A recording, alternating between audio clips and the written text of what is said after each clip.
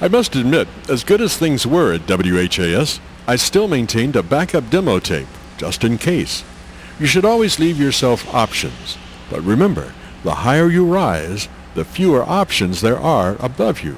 Got what's 84, WHAS Traffic Tracker, Jim Ferguson.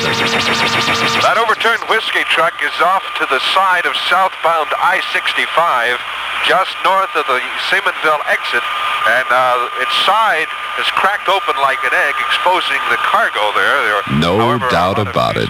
The world's full of problems. Big ones, little ones. Just think, how many problems do you have a day? 5, 10, 15? If everyone in the United States had just 10 problems, that would be 2,100,000,000 a day. And no wonder the country's in such terrible shape. What can we do about it? Well, you start by getting the problem out front so everyone can see. Take those funny little editorial cartoons in the daily newspaper. Most of them really hit the nail on the head. I can hear it now. That's great for print, but I'm in broadcasting. And anyway, we talk about the world's problems on the news. You sure do. Doom and gloom. You've got to keep your sense of humor. Have you ever heard of a radio cartoon? We've been hearing of late, of course, that there is a catastrophic fuel shortage across the country. We have invited as our guest this afternoon Professor Henry... Higginbotham. Professor Henry Higginbotham. Higginbotham. Higginbotham. Yes, I don't know what it is actually. Professor, now what is some of your background? What is your background in the fuel shortage crisis? Well, first of all, I think the important thing to discuss is my educational background. Yes, sir. Of course, yes. Well, I am a high school to the Clearwater. Yes, I am a high school graduate. Mm-hmm. I don't want to seem false about this. And I would say mostly the reason I am something of an authority on the fuel shortage is because I drive a car. Mm-hmm, mm-hmm. And of course this would make it imperative that I know whether I'm going to get gas when I get to a service station. Oh, I always stop at those places that say eat and get gas. And I frequently do, unfortunately. Professor, now, how serious is the fuel shortage crisis? Well, if you're not going anywhere, it won't bother you, and you don't like light in your home. I think hermits are going to enjoy it, because it's going to raise their social status to the rest of us. However, I feel, and I feel this very strongly, that we're going to have some gasoline and some light, you see, along with electric heat. Right, right. Well, how did the crisis come about? What started the crisis? Well, actually, we have traced it back, and I've done a lot of work on this for the past several months, because, the government knew about it before we did, and I traced it back to a chap named Zemo Zinkhide.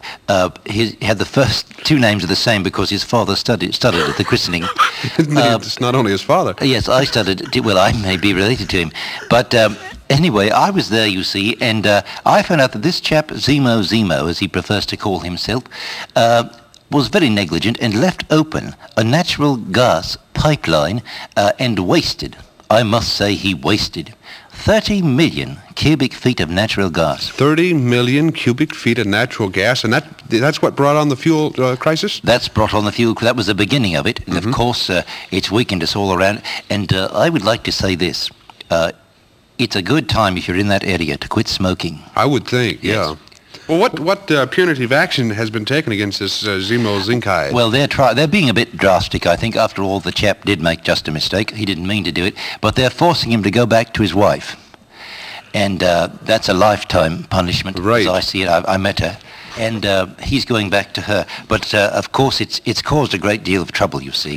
Well, can't this natural gas be made up or restored? Or? Well, we're working on something now, you see. We thought for a while we might be able to keep some kind of an attraction object, perhaps in Congress, and we could get the natural gas from the speeches of the politicians. And if we could bottle that, of course, we could we could lift off for another space project. I suppose.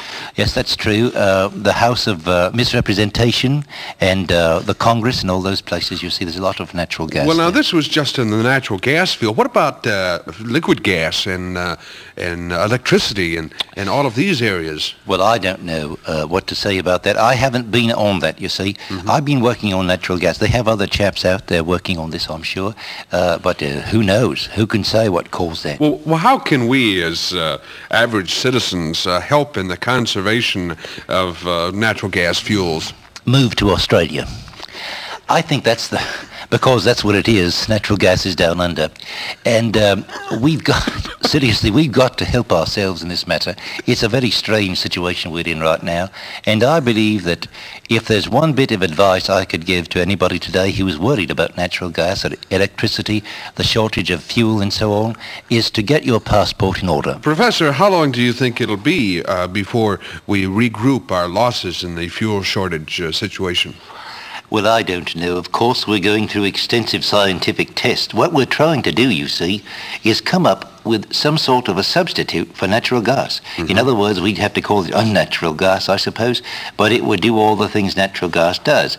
So a replacement or substitute type of substance. You certainly do catch on. Do you think, Professor, that this is just part of an ecological problem? No, I don't. I think it didn't start that way. I think this has been... it is now an ecological problem, no question of that, I suppose. But it started out simply as waste. You know, we are a wasteful group. I mean, we... How is that? Would you give us an example of waste? I suppose, yes. Suppose, for example, you leave the television on. You go into the kitchen, you know, to prepare something to eat, and the television runs for 30 minutes and there's nobody watching it. Now, that's a waste, isn't it? I suppose. I suppose it is. Sort of helps the ratings occasionally, I guess, but... It kills Nielsen. They not only don't know what you're watching, they don't know who's not watching it. Yeah, I guess that would be waste, Professor. I suppose it would. Well, Professor, our time is running nigh, or near, or something. It's running out, actually, is what it's doing, sir. We want to thank you very much for being with us and discussing the fuel shortage crisis. Do you have any final words? Well, I have, in honor of our problem, I think we need to go forward with a progressive spirit. So I have composed a little song. A song? Would you care to join me? Oh. I have a copy here. Certainly. This it here, huh? Yes, that's correct. Okay, well, let's see if we can get the orchestra struck up over there. All right.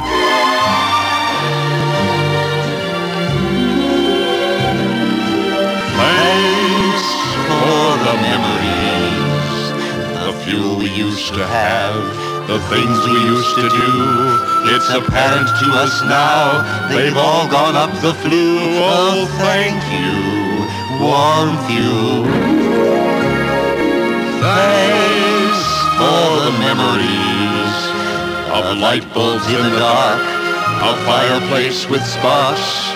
Now it's come at last, we're out of natural gas. Oh, thank you, lost fuel.